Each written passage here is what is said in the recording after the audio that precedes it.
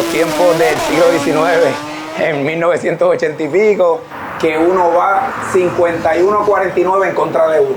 Justo Colón, Pablo Colón, dice que jamás me ganó ese carro un pase.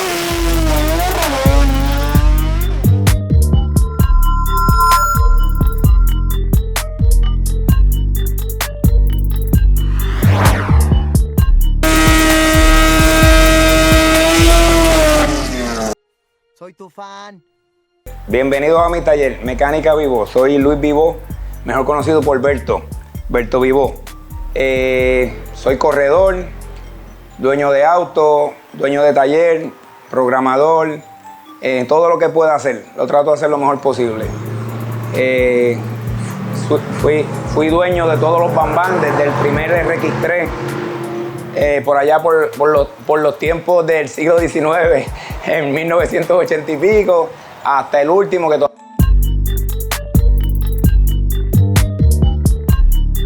que mi primer auto fue un Col GT, ya me gustaban las carreras, yo corría en la calle con él.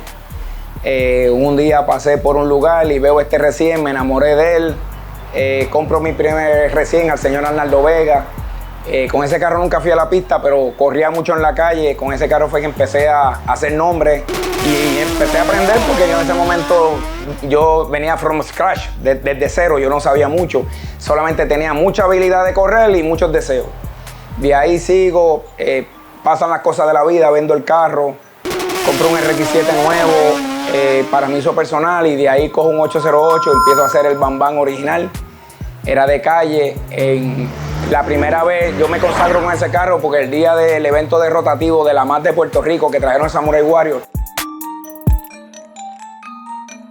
fui el auto más rápido con 11.69, que eso tal vez no es muy conocido, pero está en los libros de récords. Y cualquiera que estuviera allí pueden preguntar que eso sucedió así. Después, pues, ya pues noté que como que me atacaron un poco porque el carro era de calle, se veía feo. Pues entonces lo hago más profesional, hago el Bambam ya chasis completo y doy mis primeros pasos fuertes en la pista, y me iba bastante bien. Y entonces voy a Maple Grove en Pensilvania y lo vendo. De ahí vengo a Puerto Rico, sigo trabajando en diferentes autos aquí y monto un Datsun de calle que fue obligado a llamarse el Bambam 2. Y con ese fue el primero que hice 10 a gasolina, carro era de calle, pero era medio chasis.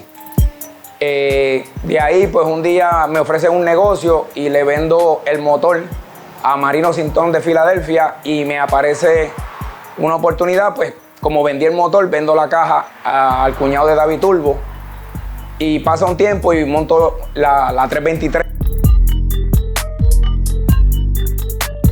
que fue el llamado Bambam 3. Ahí estuve muchos años con ella hasta que me volqué lamentablemente en Salinas.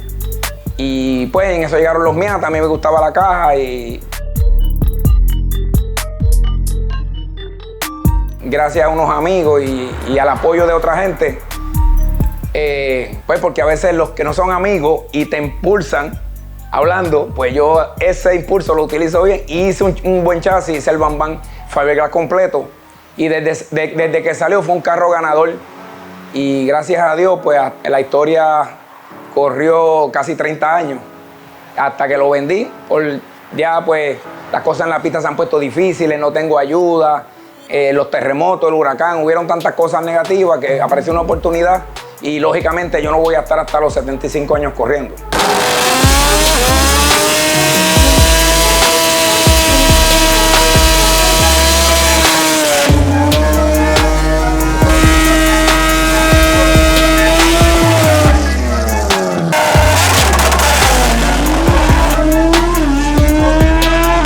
¿Tienes muchos carritos del auto en esa área? Brego carros en Panamá, en Aruba, en Curazao, en Barbados, en Antigua, en Nevis, que es parte de San Kitts. Brego en San Tomás, tengo unos en Santa Cruz actualmente corriendo. Pues en Estados Unidos brego muchos que son de calle y otros medianamente modificados, y bregué muchos que eran de carrera, que le han cambiado los nombres, y pues tienen otros motores, otras mecánicas, pero tengo mucho trabajo, gracias a Dios. O sea que básicamente en casi toda América tiene que haber mecánica vivo. Y estoy tratando de llegar a más sitios, vamos a ver si tengo suerte, porque para bregar carro y correr carro soy muy joven todavía, demasiado joven. Tengo demasiada energía todavía.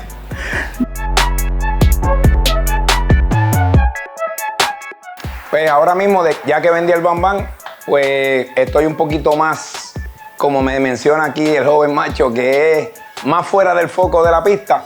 Pero muchos carros que van a la pista, yo le hago las tapas, le hago las lubricaciones, le hago muchos clearance al motor y muchas cosas, pues los ayudo porque pues, es un trabajo, ellos me pagan y yo lo hago. Estoy reparando carburadores, reparando motores, tengo muchos rotativos, uno en turno, otro en turno, otro en turno, estoy bregando con él, vendiendo mis sellos. Cuando sobre el tiempo, si aparecen 2 o 3 personas, hago un seminarios de una semana y tiene que ver todo de la historia de rotativos, todo de los motores. Se cierra un motor, se cierra una transmisión, se brega un diferenciales, 10.000 detalles de clearance, 10.000 medidas. Todo lo que yo pueda pasar de mi intelecto se lo voy a pasar a las personas que cojan el seminario. Solamente tendrían que ponerse de acuerdo conmigo porque el seminario son 7 días corridos de 7 de la mañana a 7 de la noche. También pues estoy todo tipo de servicios, cambio de aceite, filtros, reparaciones de prácticamente casi todos los carros. Lo que no puedo, pues lo divido con ciertos mecánicos amigos míos.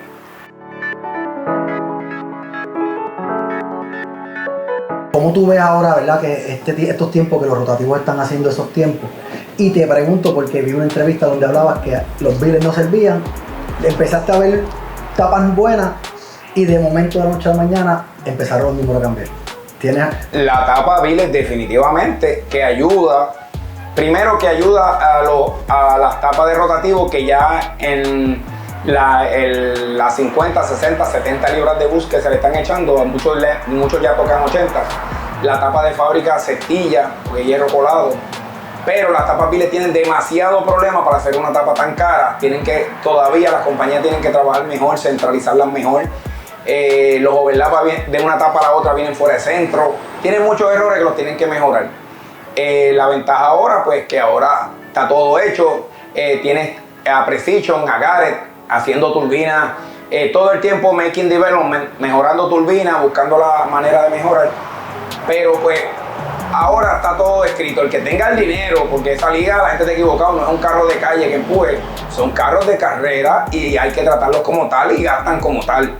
El que tenga esa mente clara y necesita un programador, un chofer, un chasista, es un equipo completo. La gente se cree que no es un carro de calle que tú estés tirando goma y vayas a la pista. No, mucha gente está equivocado y cuando se meten en esa liga, que normalmente es de gente pudiente o de que tienen buenos auspiciadores, tú no puedes entrar a esa liga si no puedes competir con ellos. Porque la idea de la competencia es competir, pero es para lucir bien. Nadie quiere competir y estar 10 años cogiendo pela. Todos queremos ganar. Y para tú poder competir bien con ellos, tienes que estar al mismo nivel económico o tener el equipo y un auspiciador que te ayude. Corren aquí. Yo lo chequeo uno por uno por quality control. Volando bajito, ¿qué tú crees de eso? ¿Sabes tu opinión de cómo? ¿Qué te parece a ti que esos cajones están volando así? No, esos carros están corriendo mucho, pero es que se está gastando mucho dinero. Antes uno hacía un carro chasis completo y lo corría con alrededor de 35.000, 40.000 dólares. Tú hacías un carro bravo que podía correr hasta 7 segundos.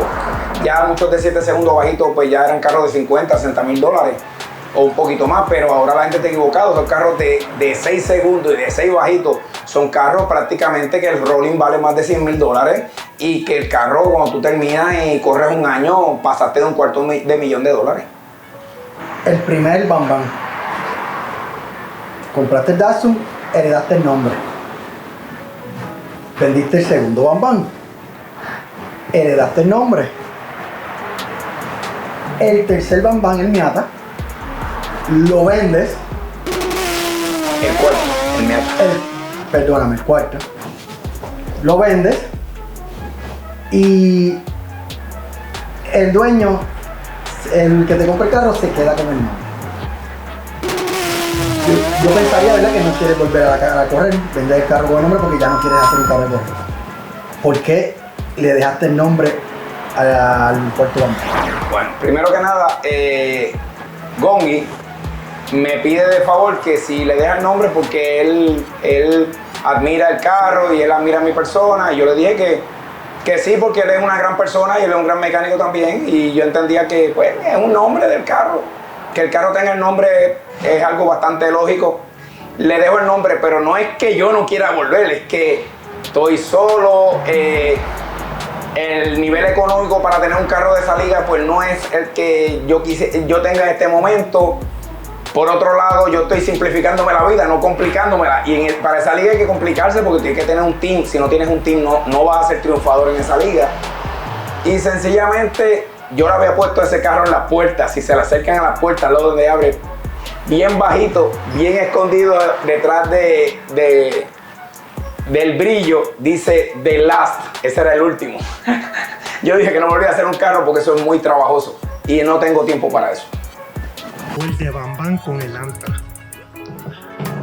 Pero conté con eso, que Bolo bregaba el Bambán y yo bregaba el Antra. Pero siempre cogió la partida de mí. En la entrevista que le hice anteriormente a Pilón, él dice, y cito, Vivo, él sabe que yo con el Antra siempre lo partía. ¿Tienes algo que decirle a Pilón?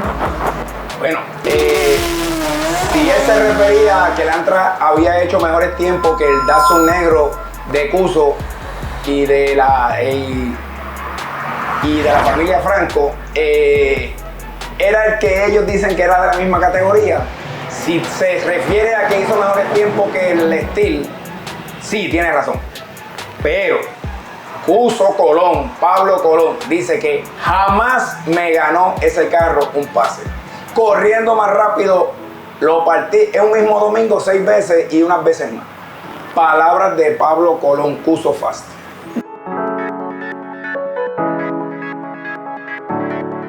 ¿Algún corredor que tú tengas que decir que se dieron a la batalla, que tuviste que admirarlo porque fue bien difícil ganarle? ¿Tienes ese corredor que tú tengas que decir algo de él? ¿Sabes? Hablando del sentido bueno. Esta es la pregunta 1.276.813 de lo mismo. Y no tuve, todavía lo miro. Es Pepe He-Man, gran corredor, gran amigo, sobre todo tremendo adversario. Y una vez uno se para a correr con él, sabe que uno va 51-49 en contra de uno. Como uno normalmente va 50-50, con Pepe He-Man tú nunca vas 50-50, vas 51-49 en contra tuya. Le gané muchas veces porque le hacía una gran carrera, pero no le gané porque él hacía una mala carrera, era que yo logré hacer una mejor, porque normalmente la carrera de apretado me ganaba. Y yo pues tuve que batallarme 51-49 todo el tiempo con él. Gran corredor, y vuelvo y repito, si no es el mejor de Puerto Rico, está en los primeros 3, incluyendo los que están ahora.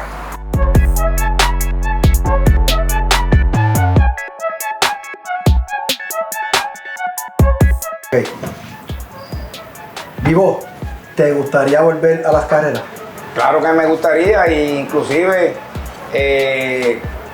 si me prestan un carro, o si hay que montar un carro o necesitan un piloto que yo pueda, dentro de la licencia que yo tengo, pues yo puedo correr, o si alguien quiere correr o guayar en la calle, como le dicen últimamente, lo que tiene es que buscarme el carro y decirme la hora, que yo todavía me gusta correr y todavía tengo mucha habilidad. Aprovecho por este medio a darle las gracias a Macho y su entrevista. Realmente pues es un honor para que estén en mi taller. Estoy trabajando, bregando con mi sello. Muchas gracias a todos y nos veremos pronto por la calle, por la pista.